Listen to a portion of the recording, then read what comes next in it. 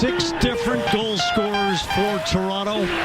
They were up 6-1 at one point, and the Bruins get the last 3. But this one leaves a mark.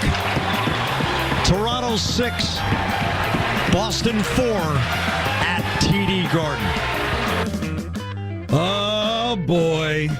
Keep it going, Justin, because it's nothing but a long-distance runaround that happened on the ice tonight with the Bruins. Late night with KJ, WEEI. Thank you so much for being here. 617-779-7937. That's the number, text number 37937.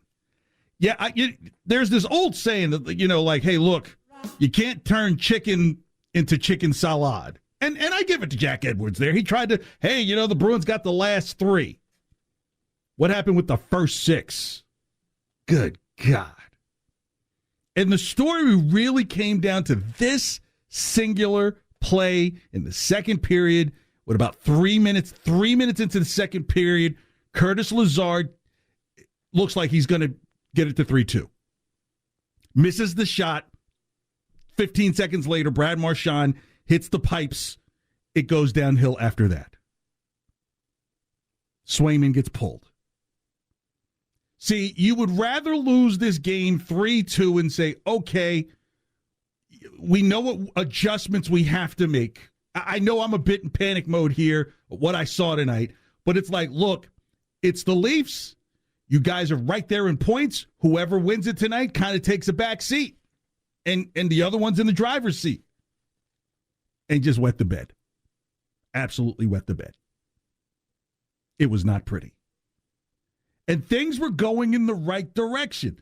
There's a play where Charlie Coyle, you could tell he's getting under the skin of the Maple Leafs, even though it's 3-1, but it should be 3-2 at this point. Falls apart. Here come the penalties. The 4-on-4. Not a night. Not a night. Charlie Coyle, -2.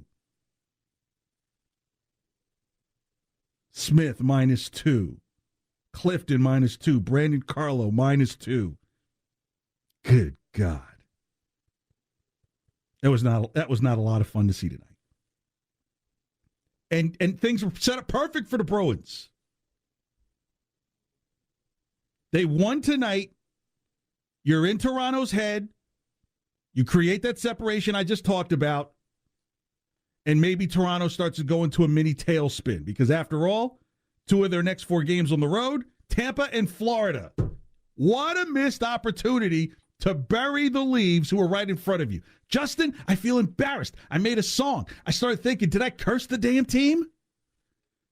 I was thinking my same thing. Maybe KJ has to apologize to the Maple Leafs. Well, the hell no. I'm not apologizing for the work that I put into that. But still, I mean, if it's a 3-2 loss, then you're talking simple adjustments. Now you have to ask yourself, is Jeremy Swayman a little over his head in the big games? That had been the whispers. When the big games come, he wets the bed. He wet the bed tonight. And then pulled his little brother into it. No, I'm kidding. That's what went on in my home. Look, Toronto's about to play a Winnipeg team that has something to play for. They're fighting for position in the West. That's not going to be a layup for them. Same thing with Dallas on the other side of this 4-game trip. 3 games. The Winnipeg game is at home. But the other games on the road, those next 3 games on the road, those are people who are going to actually, they have something to play for.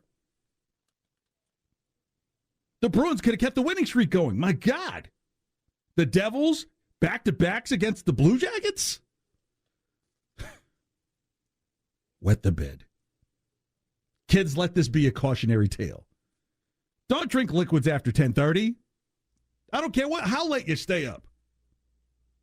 And you just wonder, is the conversation depending? Because now, what could have been now flirting with 5th, maybe tickling 4th, just with tonight's loss and only one more game with Toronto in Toronto, last game of the season. It feels like you're going to be playing catch up if you're the Bruins, and that's not what winning 9 out of 12 going into tonight was all about this month. That's not. It's like if you knew Toronto was at the end of the month, you did everything right. Then you just had a big gulp, 64 ounce at 10:30 just because you wanted a drink, and you ate the ice along with it. That's ever happened to you, Justin? I'm not asking if you. Yeah, well, I'm not asking if you went to bed. That's not important, but it's. Oh, that too. But when I was younger, bro, it gets better when you're in your 20s. No, I'm totally kidding. But look, in a predictor where, okay, what's the worst case scenario for all the teams in the East? Everybody just completely falls apart. And that can't happen because obviously somebody's got to play somebody, right? Panthers would still be 1. Hurricanes would be 2. Rangers 3. Penguins, Tampa would decide 4-5. Leafs, Bruins would decide 6-7. And the Capitals would still be somewhere around the 8 spot. But now the Capitals are like, yay, the Bruins lost. We're only like 3 points out. Tonight was that night. Best case scenario, and I don't even know if you can even say this. This was going into tonight. But this is how thin of a razor margin this was between the Leafs and the Bruins. It's why I made the damn song. Encouragement. Panthers 1, Hurricanes 2. Nothing would change there. There would be a kind of a fight for 3-4 between Tampa and the Rangers. The Leafs would be 5. There would be a fight with the Bruins and the Penguins for 6-7 and the Capitals at 8. You heard that? The Leafs would be in 5 by themselves. They just took a piece of that best case scenario pie tonight. And that could have been, what did they say? This could have been us. Look, I know there's still a little bit of time, but literally a predictor of like 10,000 events of like all these scenarios. There was only a 1.6 difference in points between the Leafs end of the season and the Bruins. And what did you do? Here's 2. And the Bruins were behind on this predictor. Gosh. I should breathe through my nose and out my mouth, I've been told. So they got to, the Bruins just have to decide what is it going to be? Lightning, they looked like they were slipping for a second. They've turned that around.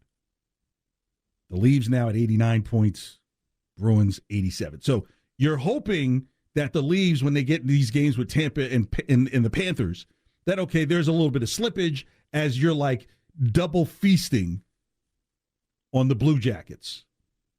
But again, you still have to see them at the end of the season. Right now, you're pretty much sitting in the 7 spot. 617-779-7937. The text line is 37937. KJ, late night here on WEEI. All right, coming up in 30 minutes, Wrestle Madness, where the final bracket side, the Rock bracket, this might be the best side of the entire Wrestle Madness bracket. The names coming out of this, you're going to be like, what? Like, it's there's going to be there. I don't know if there may be an upset. No number ones have fallen yet, Justin, correct? No, and I can't see the 1 seed in this one going down either. I could. I don't know if it'll be tonight, but I could see the number 1 seed in this one go. Like, look, there's only no number 2s have survived so far. There are no number 2s left in Wrestle Madness. You notice that, Justin? Yeah, that's where most of the upsets have been coming. All the upsets have been 3s over 2s. So in this one, I don't know if a number 1 sticks around. Wrestle Madness continues for best promo skills. 30 minutes here on WEEI. And then in about 8 minutes, Robert Kraft had some pretty interesting things to say. I always say when a man gets older, he's free to speak the way he wants. And let's just say it wasn't a good report card day for Bill.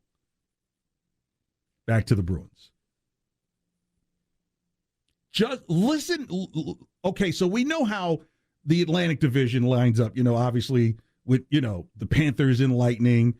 They've got a bit of space with them, and then the Leafs and the Bruins have a little bit of tightness, and then there's just nobody else after that. They're your Red Wings. But listen to this compression in the Metropolitan Division, which is still the dumbest name. Go back to the names. Hurricanes 96, Rangers 91 points, Penguins 90 points, Capitals 84 points. The Capitals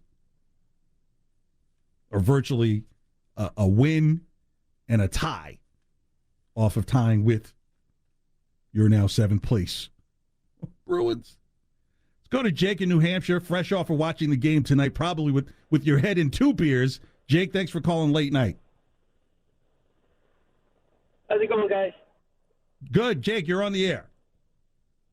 Hey, how's it going? Hey, I don't think it matters where the Bruins finish because it's going to be an absolute battle. That whole division it's absolutely nasty. I think the team that gets out of the first round, in the fewest amount of games, which is likely pretty much, I don't know if that's going to happen. So